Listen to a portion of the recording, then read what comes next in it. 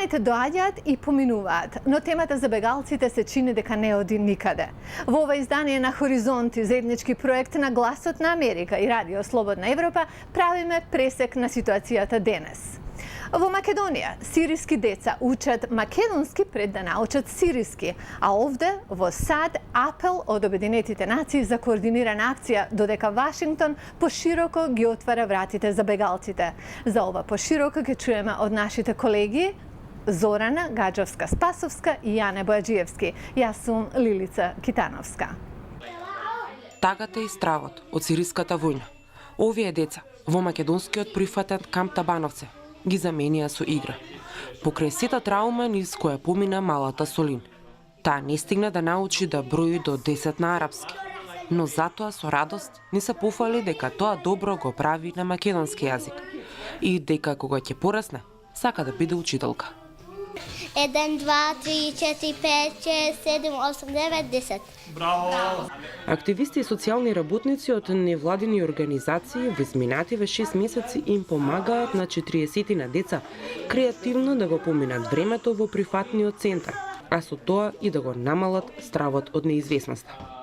Користиме пријателски техники и методи со цел децата да се забавуваат, да се намали стресот, да се намали депресијата и да има активности каде што би можеле да се чувствуваат пријатно се додека не го продолжат нивниот пат понатаму кон европските земји.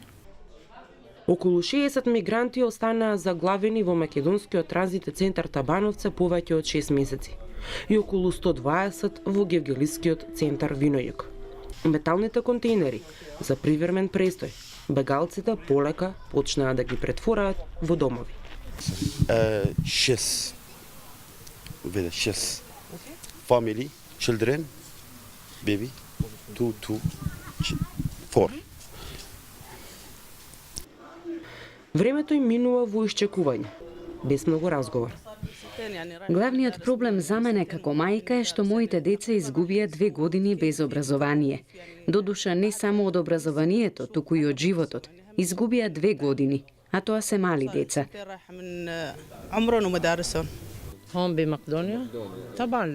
Не сакаме да останеме во Македонија. Немаме никакви причини за престој овде или да бараме азил во оваа земја. Сите што останавме во кампов имаме по некој член од семејството во Западна Европа и сакаме да се соединиме со нив. Неизвестноста по затварањето на европските граници не им ја убива надежта дека еден ден својот живот ќе го продолжат во некој од западноевропските земји.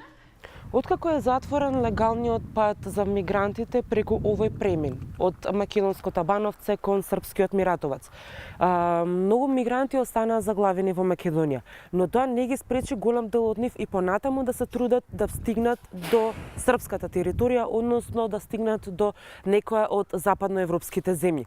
Тоа го прават најчесто со помош на криумчари. Неофицијалните информации до кои што ние дојдовме е дека повторно се отворени патиштата преку Лујане и преку Ваксинце, што е на отприлика 14 на километри од тука, преку планина, каде што мигрантите се обидуваат да стигнат до Србија, па оттаму во некој од западноевропските земји. Според податоците на полицијата, во изминативе 6 месеци успеале да спречат 61 обид за извршување на кривично дело криумчарење, односно да спречат да бидат прокриумчарени над 1300 мигранти.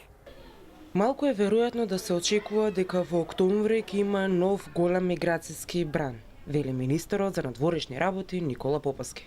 Условите за користење на тој пат пред се преку илегални премини се променети. Доколку зборувавме минатата година овој период, вие се сеќавате дека имавме по 10.000 мигранти на ден кои вршеа константен притисок врз границата. Денес таа ситуација не е таква и мислам дека враќање на таа ситуација од 2015 година е малку веројатна во сегашните услови. Тој додава дека во Македонија влегоа неколку десетици милиони евра помош од земји членки од Европската Унија, наменети за хуманитарно справување со досегашната мигрантска криза.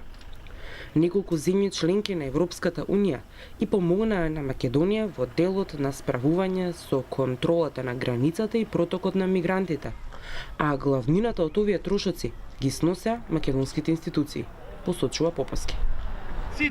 Во време на повеќестрани кризни жаришта и кога масовниот бран и наплив на бегалци и мигранти стана глобален предизвик, и во САД се наметна како тема која бара брз одговор. Американскиот претседател Барак Обама зададе цел да зголеми квотата за бегалци за 30% во 2017, што значи 10.000 ќе може да бидат раселени уште наредната година. Последен пат САД поставиле толку висока цел за време на претседателството на Бил Клинтон во 95-та, кога се согласи да прифати 112.000 бегалци. Во 2015-та САД одобрија прифаќање на само 70.000 бегалци. Пред почетокот на Генералното собрание, усвоената декларација за бегалците представува значајна пресвртница кон решение за глобалниот проблем со масовната преселба во 21 век. Со меѓународниот такт, членките се заложија на поголема солидарност кон лица принудени да ги напуштат домовите, целосно да го почитуваат нивното достоинство и основните човекови права. Делегатите во Њујорк се обврзаа за жестока битка против расизмот и ксенофобијата, спасување на човечки животи, долж маршрутите на бегалците по воден и копнен пат, како и осигурување дека граничните процедури се во согласност со меѓународното право. На самитот во Њујорк еден од главните говорници беше македонскиот претседател Ѓорги Иванов. Неговата заложба и порака до меѓународната заедница беше дека на Европската унија и се потребни стабилни и безбедни трети земји, кои се способни да ги заштитат коридорите за бегалците. Тој потсети дека за време на така наречената Балканска маршрута, околу половина милион бегалци минаа низ нејзина територија за возврат, Македонија доби мала или несоодветна помош, потенцираше првиот човек на македонската држава одговорницата на Ист Ривер и рече дека тоа нема да се повтори.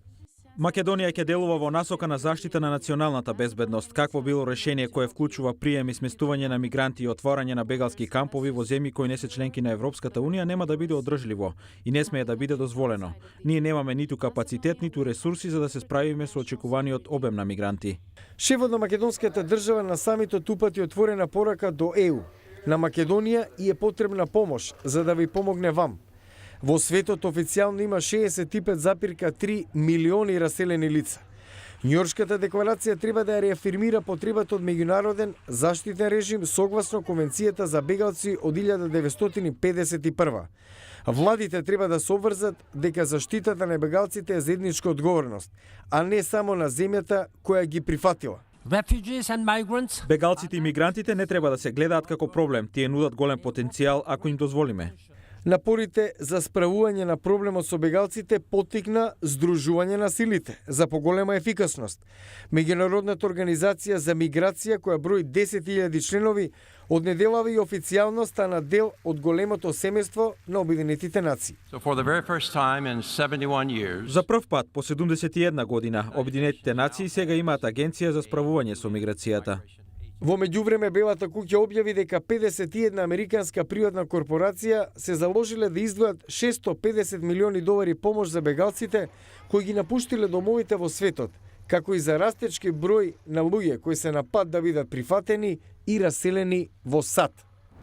Тоа беше се за ова месечно издание на Хоризонти во копродукција на Гласот на Америка од Вашингтон и Радио Слободна Европа од Прага. Јас сум Лилица Китановска. Поздрав до следниот пат.